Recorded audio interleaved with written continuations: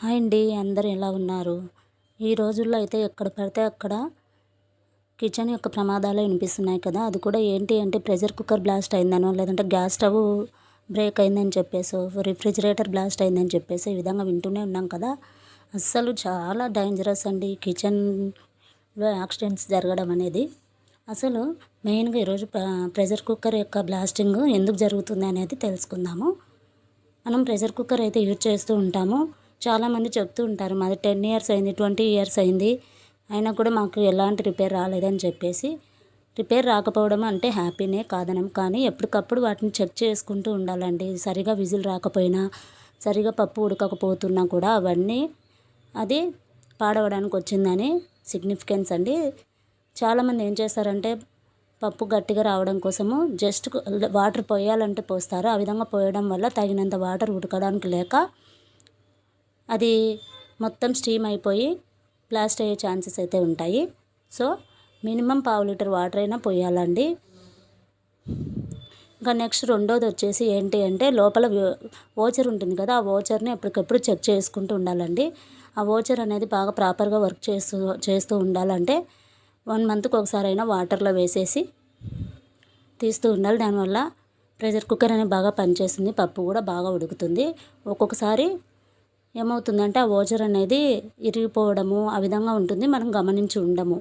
రీసెంట్గా నాకే జరిగిందండి. ఒక 3 ఇయర్స్ బ్యాక్ వచ్చేసి వోచర్ అయితే పోయిండింది. నేను చూసుకోకుండా దాన్ని అలాగే పెట్టేశాను. ఏమైందంటే పప్పు ఉడికేటప్పుడు మొత్తం పైకి బాంబ్ బ్లాస్ట్ అయినట్లుగా బ్లాస్ట్ అయిపోయి తల మీద వచ్చేసి పడిందండి. పప్పు బాగా బాయిల్ అవుతున్నప్పుడు పడింది కాబట్టి అక్కడక్కడ చిన్న చిన్న గాయాలు అయితే అయ్యాయి. కాబట్టి ప్రతి ఒక్కరు చాలా జాగ్రత్తగా ఉండండి, ఓకేనా ఫ్రెండ్స్. అసలు అది ఏ విధంగా ఉంటుందో తెలుసా? సౌండ్ రియల్గా బాంబ్ బ్లాస్టింగ్ జరిగితే ఎలా ఉంటుంది ఆ విధంగా ఉంటుంది. ఇంట్లో చిన్నపిల్లలు ఉన్నప్పుడు అసలు ఎవరున్నా కూడా ప్రమాదమే కదా. చాలా కేర్ఫుల్గా ఉండండి ప్రెషర్ కుక్కర్ యూజ్ చేసేటప్పుడు. ఇంకా మూడో రీజన్ ఏంటి అంటే ప్రెషర్ కుక్కర్ యొక్క విజిల్ కూడా బాగా చెక్ చేసుకుంటూ ఉండాలి. దాన్ని ఎప్పటికప్పుడు వాష్ చేసుకొని, అది లూజ్ అవుతూ ఉంటుంది పైన ప్లాస్టిక్ అనేది, దాన్ని కూడా బాగా టైట్గా చేసుకోవాలండి. ఎప్పటికప్పుడు ఎవ్రీ వాష్ తర్వాత వోచర్ అండ్ అలాగే విజిల్ కూడా తీసేసి నీట్గా వాష్ చేసిన తర్వాత టైట్గా బిగించేసేసుకోవాలండి. వోచర్ని కూడా చెక్ చేస్తూ ఉండాలి. 1 మంత్కి ఒకసారి వాటర్లో వేయడం వల్ల ప్రాపర్ వర్కింగ్ అనేది ఉంటుంది. ఇంకా మెయిన్గా బ్లాస్టింగ్ అనేది ఏ విధంగా జరుగుతుందో చెప్తాను చూడండి.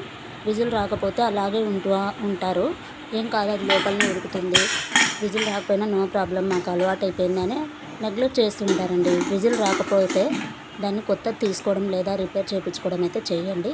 ఎందుకంటే అది లోపల ప్రెషర్ ఎక్కువ అయ్యి బ్లాస్ట్ అయ్యే ఛాన్సెస్ ఉంటుంది. ఇది వచ్చేసి మూడో రీజన్. ఫోర్త్ రీజన్ ఏంటంటే ఈ రెండు ఉన్నాయి కదా హ్యాండిల్స్,